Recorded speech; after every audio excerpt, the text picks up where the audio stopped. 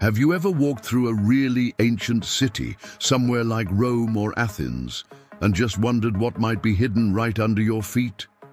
We've all seen those images. Archaeologists carefully brushing away dirt in the bottom of a pit, revealing the walls and floors of a forgotten world. We see them on TV, digging down to find history, but it makes you wonder, why did this stuff get buried in the first place? Why does finding the past so often mean we have to dig for it? It feels a little backward, doesn't it? Civilizations build incredible monuments to touch the sky, and yet we find their legacy deep inside the earth. Well, there isn't just one simple answer. It's not like the ground just swallowed them whole. The truth is a fascinating complex cycle where ancient cities were slowly entombed by their own progress and by the unstoppable power of nature. There's also a powerful illusion at play here, a little trick of history called survivorship bias. You see, the ruins we find aren't a fair sample of everything that ever existed. They're the lucky ones, the survivors, and they survived because they were buried. Anything left exposed to the wind, the rain, and to the whims of later generations was either ground to dust or carried away, stone by stone. So the only ruins left for us to find are the ones that were tucked away from the world under a blanket of earth. The real story here is the story of how that blanket got there. The human tide, piling progress on top of the past. One of the biggest reasons our past is buried comes down to a very simple, very human calculation of effort. For most of history, if a building fell down, burned, or got smashed in a war, it was just way easier to level the rubble and build on top of it than to haul away thousands of tons of stone, wood, and plaster. I mean, imagine trying to clear the debris of a collapsed building without a single bulldozer, crane, or dump truck. The labor would be astronomical, so ancient builders did the sensible thing. They took the path of least resistance and used the past as the foundation for the future. And this wasn't a one-and-done deal. It was a constant, creeping process. A fire sweeps through a neighborhood. The survivors come back, flatten the charred bits, and build new homes. An earthquake topples a temple.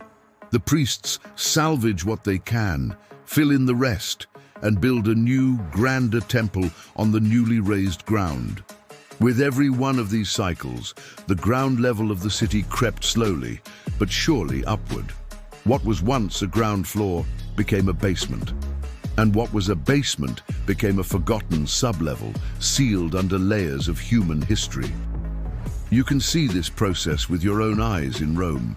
Visit the Roman Forum today, and you have to walk down from the modern street level to be among the ancient columns. That difference in height, sometimes more than 10 meters or 33 feet, is a physical record of thousands of years of history, all stacked up. Fires were common in the crowded ancient city, and after the Great Fire of 64 AD, Emperor Nero's massive rebuilding projects often went right on top of the fire-damaged layers. The city also flooded constantly, and the Tiber River would dump thick layers of silt and mud, raising the ground level even more. A perfect, almost unbelievable example of this is the Basilica of San Clemente, just a short walk from the Colosseum. If you walk in from the street, you're in a stunning 12th century church. But you can go down a set of stairs and find yourself in a 4th century basilica from when Christianity was just starting to take hold. It's a darker, more cavernous space with faded paintings on the walls. But the journey doesn't stop there. Another, steeper staircase takes you down even further into the brick-lined rooms of a 1st century Roman nobleman's house. And right next to it, a mysterious temple to the god Mithras. When you're standing down there, you are on a street level that was buried and forgotten almost 2,000 years ago, with 2 entire churches built right over it. That's the human tide in action. This isn't just a Rome thing. Across the Middle East, archaeologists study ancient city mounds called tells. From far away, a tell just looks like a big, lumpy hill. But these aren't natural. They are man-made mountains, built from centuries or even millennia of people living in the same spot. The famous city of Troy in modern-day Turkey is a classic example. Excavations there have uncovered at least 9 cities, layered like a cake, one right on top of the other. When one Troy was destroyed, the next one rose from its ashes, using the flattened ruins as its base. A huge contributor to these tells was the building material of choice, mud brick. Unlike stone, mud brick just doesn't last. It crumbles, it melts in the rain, and it's easily damaged. When a mud brick building collapsed, it didn't leave a neat pile of reusable blocks. It just turned into a big pile of, well, dirt. So the easiest thing to do was to pack it down flat and use it as a solid platform for the next building. Over generations, this cycle added meter after meter to the city's height. But it wasn't just buildings, it was also trash. Ancient cities had stuff constantly coming in: food, water, pottery, textiles. What they didn't have was organized garbage collection. There were no dump trucks or city landfills. Waste, broken pots, animal bones, ash from the fire was often just tossed into the streets or into abandoned alleyways. To get away from the filth, people would just pave over the old street. This too made the street level rise. It's been compared to a teenager's bedroom floor, where layers of discarded stuff eventually create a new, higher floor. It's a messy process, but it's how ancient cities grew, slowly burying the old world under the new. The relentless forces of nature. While people were busy building their cities into artificial hills, a much more patient and powerful force was also at work: Mother Nature. Nature is the ultimate barrier of things, using water, wind, and life itself to reclaim whatever we build. It can be slow and steady, a millimeter of dust here, a thin layer of silt there. But over centuries, it all adds up to a thick shroud that can hide whole cities. Water is one of the main tools. Think of the world's great ancient civilizations: Egypt on the Nile, Mesopotamia on the Tigris, and Euphrates, the Indus Valley civilization. These rivers were lifelines, but they were also destructive. When they flooded, they would swamp nearby cities and plains. And when the water finally receded, it would leave behind a thick, fertile layer of silt. A blessing for farmers, but for a city, it was just another layer of dirt burying streets, the bases of buildings, and everything else. A single major flood could deposit several inches of mud. Imagine that happening dozens of times over 1,000 years. In deserts and other dry places, the biggest culprit is the wind. It's a process called aeolian deposition. For millennia, the wind has been picking up tiny particles of sand and dust and blowing them across the landscape. When the wind hits an obstacle, like the wall of a building, it slows down and drops whatever it's carrying. Grain by grain, dune by dune, the sand piles up. Over time, it can completely swallow a structure. The most famous example of this is the Great Sphinx of Giza. For most of its history, the Sphinx wasn't the fully exposed wonder we see today. It was buried right up to its neck in the desert sand. Old photos from the 1800s show just its head and shoulders sticking out of a sea of sand, looking less like a colossal monument and more like a mysterious giant peeking out. It took massive excavation projects in the 19th and early 20th centuries to reveal its full body again. The desert had almost completely reclaimed it. Then you have the really sudden cataclysmic events where nature buries a city not over centuries, but in a matter of hours. Volcanic eruptions are the most dramatic example. When Mount Vesuvius erupted in 79 AD, it didn't just destroy Pompeii and Herculaneum, it preserved them by burying them. Pompeii was covered in a thick blanket of hot ash and pumice, while Herculaneum was hit by a superheated pyroclastic flow.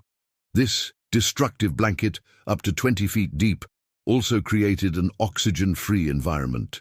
It basically froze the cities in time, protecting buildings, paintings, and even everyday objects like wooden furniture and loaves of bread from thousands of years of decay. When archaeologists started digging them up, they found a perfect snapshot of Roman life at the exact moment it ended. And finally, there's the slowest, quietest, and maybe most persistent force of all: life itself. When a city is abandoned, nature gets to work. First, weeds and grasses take root in the cracks. As they die and decompose, they create a thin layer of soil. This allows bigger plants, like shrubs and eventually trees, to move in. Their roots push through stone and brick, while falling leaves add to the growing layer of soil every year. It's a process called ecological succession. Given a few centuries, a whole forest can grow on top of what was once a bustling city. This is exactly why huge ancient cities can stay hidden in places we think of as untouched wilderness. Recent discoveries in the Amazon are a perfect example.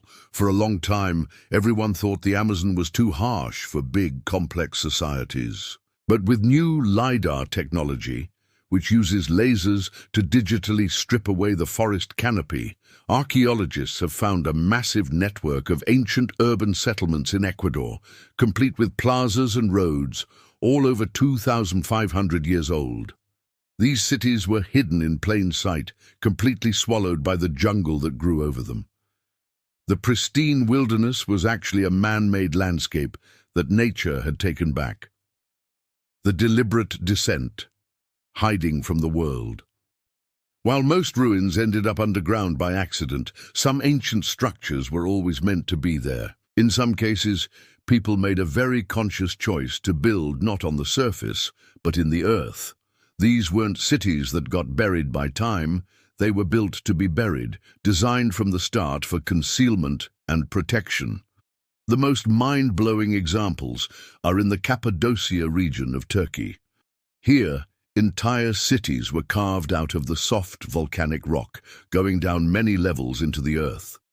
The underground city of Derinkuyu is an incredible feat of engineering. It's estimated it could have sheltered up to 20,000 people, along with their livestock and food. It wasn't just a few caves.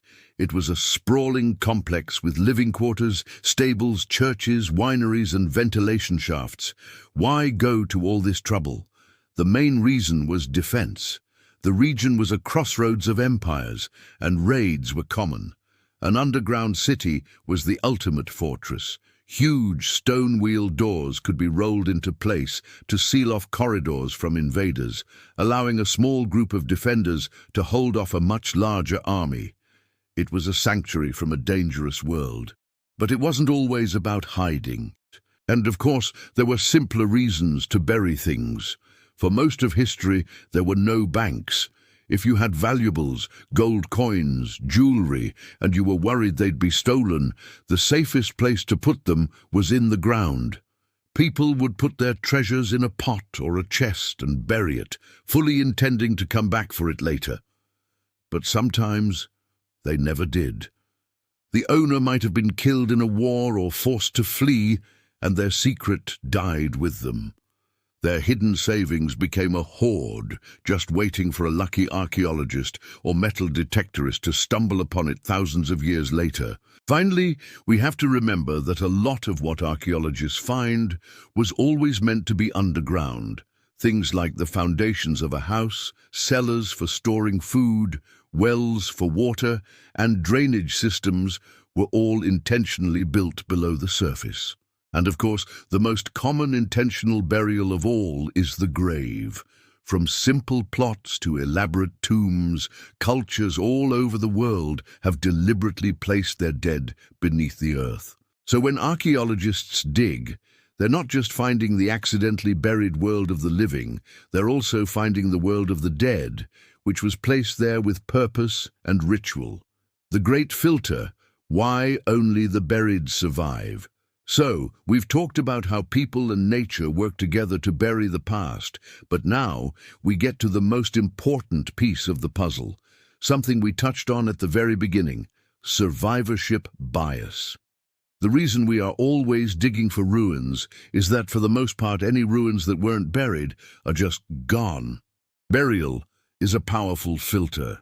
It is what separates the history we can study from the vast majority of buildings and cities that have completely vanished. Think about it like this. Imagine two identical temples built 2,000 years ago. One temple is in a city that gets abandoned and is slowly covered by wind-blown sand. The other temple is in a city that stays inhabited or is just left out in the open. What happens to them?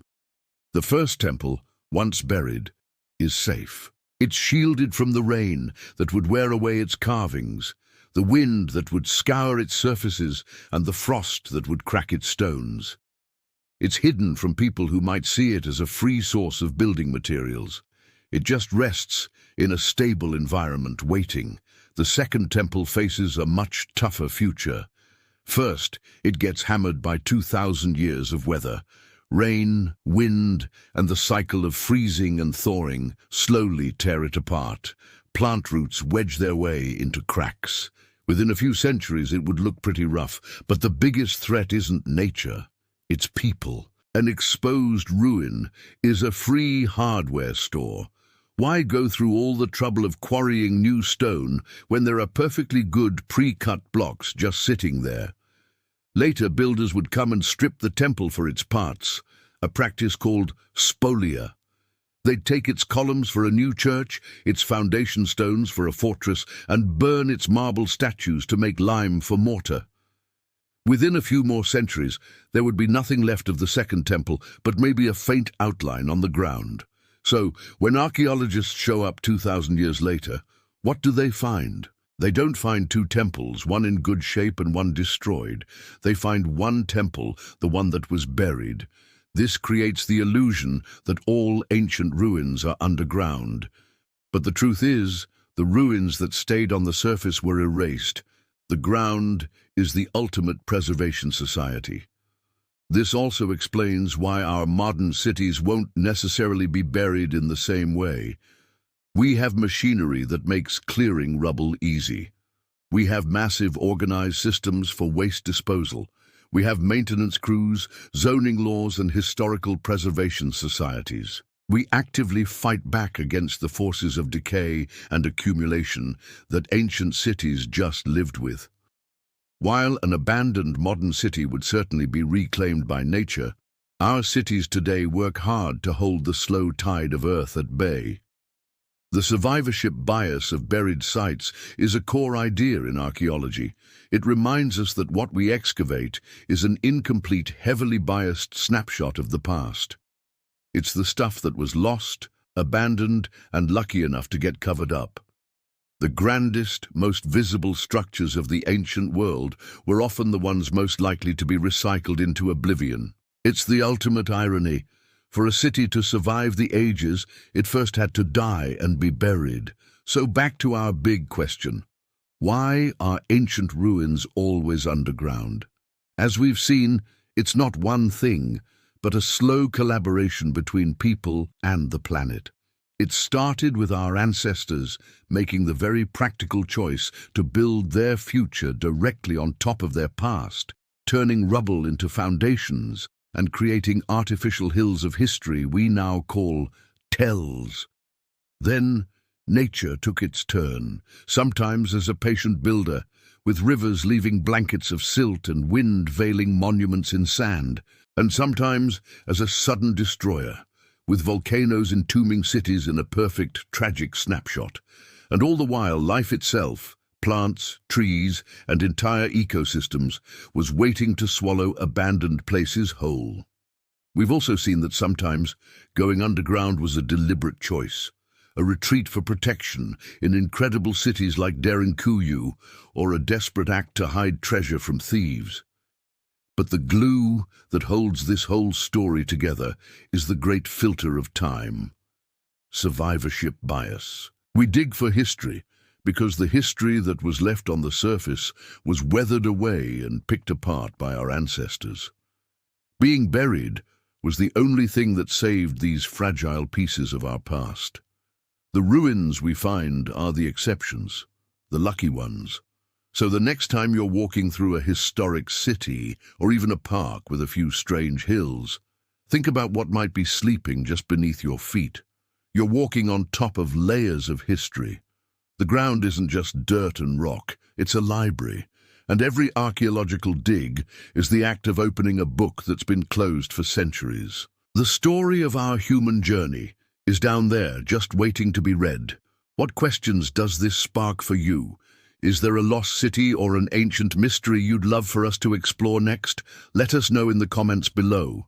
And if you enjoyed this journey into the world beneath our feet, be sure to subscribe and turn on notifications for more colossal questions.